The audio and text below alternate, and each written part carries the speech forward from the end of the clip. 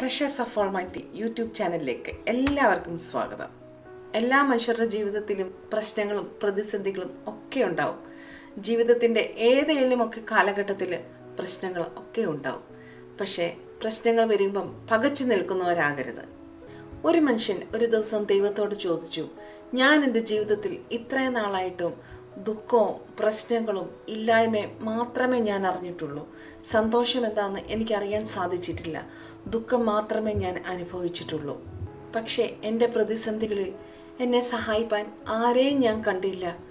അങ്ങും ഇല്ലേ എൻ്റെ കൂടെ എന്ന് ദൈവത്തോട് ചോദിച്ചപ്പോൾ, നീ തീയുടെ അനുഭവത്തിലൂടെ കടന്നുപോയെന്ന് നീ പറയുന്നില്ലേ? നീ തീയിലൂടെ നടന്നുപോയി എന്ന് നിനക്ക് തോന്നുന്നില്ലേ? ആ സമയം നിന്റെ പാദങ്ങൾക്ക് എന്തെങ്കിലും സംഭവിച്ചോ?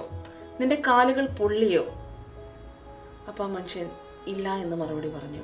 അപ്പം ദൈവം പറഞ്ഞു, നീ എൻ്റെ കരങ്ങളിൽ സുരക്ഷിതമായിരുന്നു.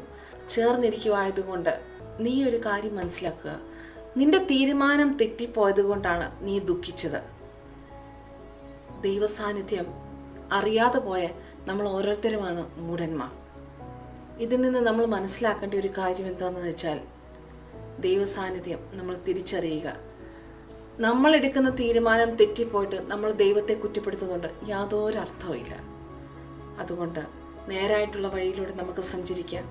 മൂഢന്മാരാകാതെ നമുക്ക് നേർവഴിയിൽ നടക്കാം. എല്ലാവർക്കും നന്മ വരട്ടെ.